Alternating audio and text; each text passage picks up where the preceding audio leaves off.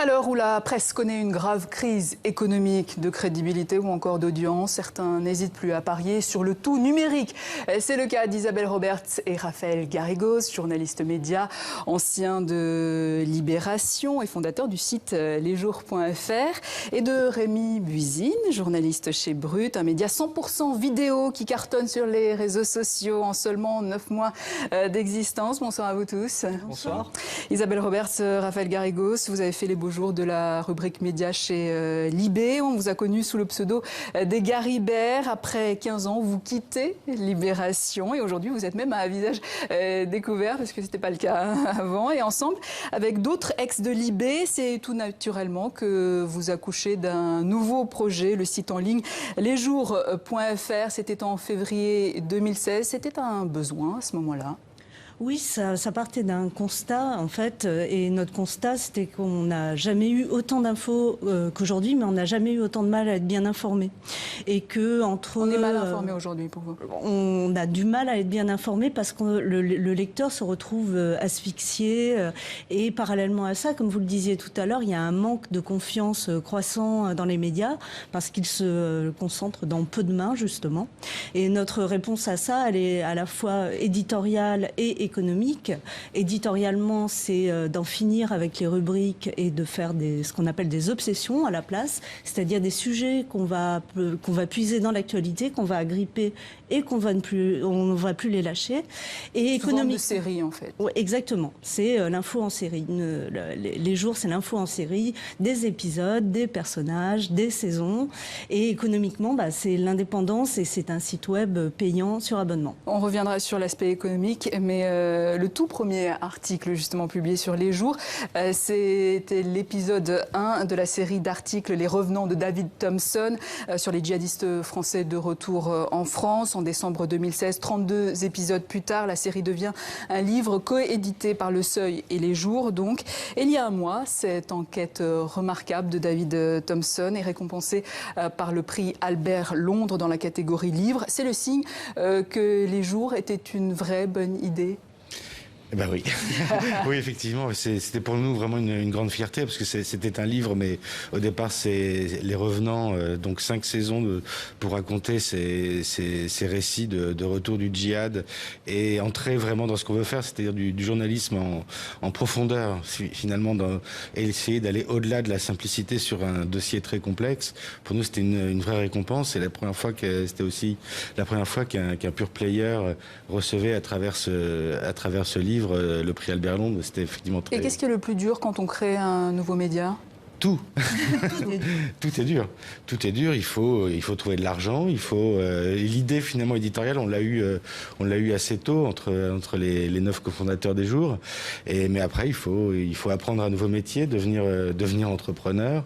Et aujourd'hui, vous êtes devenus les pros du code informatique. Oui, un petit peu aussi. Oui. Ça aussi. Vous, Rémi Buisine, vous êtes journaliste pour le média Brut, uniquement présent donc sur les réseaux sociaux, et votre métier c'est encore autre chose, vous êtes liveur, expliquez-nous. Alors c'est une nouvelle forme de journaliste. Alors bon, c'est vrai que le live dans les médias existe depuis, on va dire, la guerre du Golfe sur Facebook CNN. Live, voilà. Aujourd'hui. Maintenant, c'est sur les réseaux sociaux avec un simple téléphone portable. On peut aller sur un événement d'actualité et retransmettre sur les réseaux sociaux. Donc, en l'occurrence avec Brut sur Facebook Live, où on peut passer en direct à tout moment.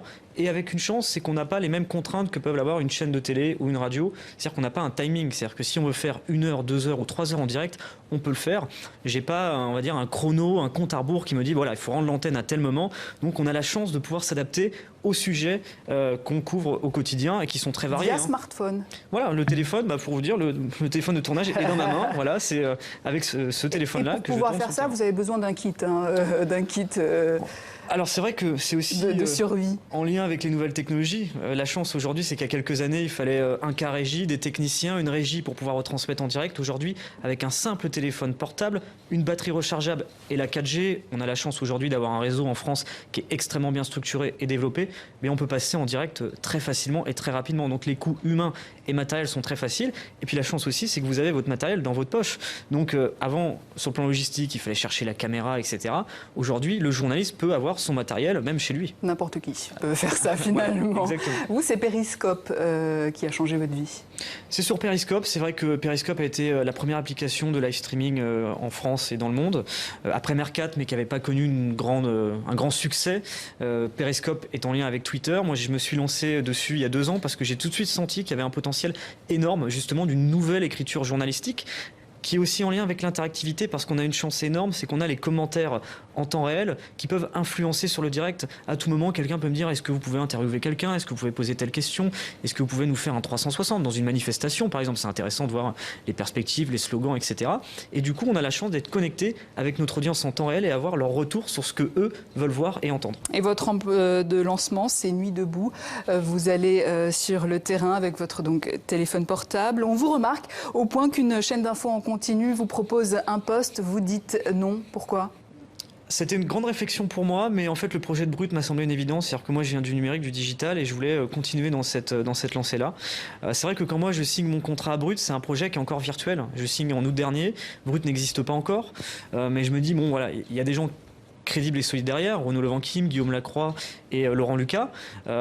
Voilà, je me dis, il y a quelque chose d'intéressant sur ce phénomène-là, dans le sens où ce type d'offre n'existait pas encore en France. Elle existait à l'étranger, mais en France, il n'y avait pas encore un média 100% digital, 100% vidéo qui proposait justement des thématiques en lien avec l'actualité. Et je me suis dit, il y a vraiment un créneau à prendre. J'ai que 26 ans, c'est ma première expérience en tant que journaliste.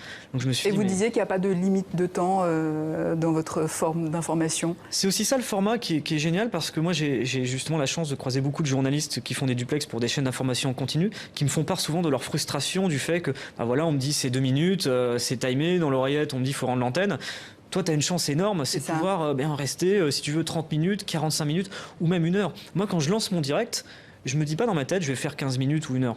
Je me laisse attrapé par le sujet et essayer de faire le maximum d'angles possible pour que ce soit le plus complet. Isabelle Roberts, Raphaël Garrigos, éditorialement, quelle est votre différence par rapport à Brut, par rapport aux autres médias ?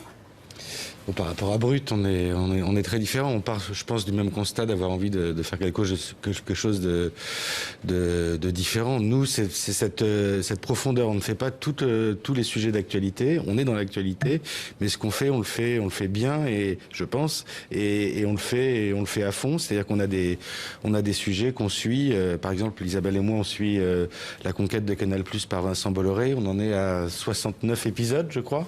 Et puis après, on a des séries plus courtes. On va suivre un lycée pro pendant une saison. On suit la politique différemment, par exemple avec une série qui s'appelle Les Conseillers. Plutôt que d'avoir un journaliste qui suit la droite, un autre qui suit la gauche, un autre qui suit Macron, on va s'intéresser aux conseillers du gouvernement, et c'est une façon de traiter la politique autrement dans cette façon de faire, en plus avec cette façon de faire avec les séries télé. En tout cas, on retrouve votre patte Libération dans votre titrail, par exemple, les jeux de mots toujours aussi bien réfléchis. Le plus dur quand même, quand on démarre, quel que soit le projet, c'est le financement. Donc comment ça se passe ? Ça se passe qu'on va voir des gens qui ont de l'argent et on leur présente notre projet. Alors évidemment, ce qui est difficile, c'est d'aller voir des financiers quand on n'a pas commencé. Et nous, ce qui nous a beaucoup aidé aussi, c'est on a fait un crowdfunding qui a très bien marché en juin 2015. Et là, ça nous a permis de faire le site très concrètement. Et c'est vrai que nos abonnés sont très importants pour nous. En plus, évidemment, des financiers, parce que c'est aussi le gage de notre indépendance, diversifier les sources. C'est le seul moyen d'être indépendant, le crowdfunding, les abonnés ? À terme, nous, on aimerait vivre par et pour nos abonnés, mais pour l'instant, on n'a qu'1 an, donc on n'est pas encore à l'équilibre, et donc on a besoin de financement, et voilà. Rémi Buzine, le soir du débat de la présidentielle en mai, il y avait une fusillade sur les Champs-Élysées. Vous y étiez, et cette nuit-là, 4,7 millions d'internautes vous ont suivi, soit autant que les chaînes d'infos. Comment vous expliquez cela ? Parce qu'on est sur Qu'est-ce qui plaît ? Parce qu'on est sur un support en immersion, on est en direct, on est là où ça se passe. Il n'y a pas de retour plateau, on est juste à l'endroit. En gros, c'est comme si on donnait nos yeux et nos oreilles au monde entier et à ceux qui veulent bien voir ce qui s'y passe. Donc il y a vraiment ce côté immersion et puis aussi un public qui est différent parce qu'on va chercher souvent un public beaucoup plus jeune que celui qui regarde les chaînes d'information en continu notamment. Et à quoi sert le journaliste Le dans ces journalisme. cas-là? Le journaliste, il est sur le terrain justement pour apporter les faits en temps réel, justement essayer d'avoir des témoignages, être factuel, c'est-à-dire aussi de détruire les rumeurs parce qu'on a une époque aujourd'hui où il y a énormément de fausses informations qui circulent sur les réseaux sociaux et le fait d'être en direct, d'avoir des images, ça permet aussi de très rapidement détruire ces rumeurs qui circulent sur les réseaux sociaux à une époque où on se rend compte que malheureusement sur Twitter, Facebook, les réseaux sociaux sont géniaux mais ont aussi malheureusement des mauvais côtés avec, on a vu la présidentielle aux États-Unis où il y avait plus de fausses informations qui circulaient que de vraies. Sur les situations de terrorisme, on a notamment beaucoup de rumeurs qui circulent. Et bien, le fait d'être en direct, le fait d'y être, ça permet très rapidement de pouvoir détruire ces rumeurs. En tout cas, signe que ça marche. En moins d'un an, la rédaction de Brut est passée de 10 à 30 personnes. Vous avez eu un partenariat avec France Info et vous allez ouvrir un bureau à New York. Bravo, et pour vous. Le site lesjours.fr, vous visiez 17 000 abonnés fin 2017. Vous y êtes ? Alors non, on visait 8000 abonnés au bout d'un an et nous y sommes, on les a dépassés aujourd'hui et l'équilibre est fin 2018 normalement. Voilà, à 25 000. Et surtout, ce qui est intéressant par rapport à ce que disait Rémi, c'est que nous aussi, nos abonnés sont jeunes. Ça a été la divine surprise en fait. 45% de nos abonnés ont moins de 35 ans, ce qui est un profil extrêmement rare en presse écrite, fût-elle sur Internet. Vous qui connaissez la presse écrite et maintenant le numérique, quel est pour vous l'avenir de la presse ? À votre avis? Oui, bien sûr, c'est sur Internet. Parce que nous quand on a décidé de créer lesjours.fr, on avait une conviction, c'est que la crise de la presse n'est pas une fatalité. Et on pense qu'on a commencé à le montrer parce que sur Internet, il y a tout un tas de possibilités. C'est moins une crise des contenus que des usages. Rémi Buzine. Alors l'avenir, elle se passe sur le digital. Après, se dire exactement sous quelle forme, c'est difficile à dire. Il y a 20 ans, on vous aurait dit... en 2017, il y aura les réseaux sociaux, etc. Personne n'aurait pu le prédire. Donc nous, en tant que journalistes, c'est de savoir quelles seront les nouvelles technologies qui nous seront mises à disposition les prochaines années. Brut, c'est gratuit. Allez-y. Merci Rémi Buzine. Et puis lesjours.fr, 9 € par mois parce que l'indépendance a un prix. Merci à vous Isabelle Roberts et Raphaël Garrigos.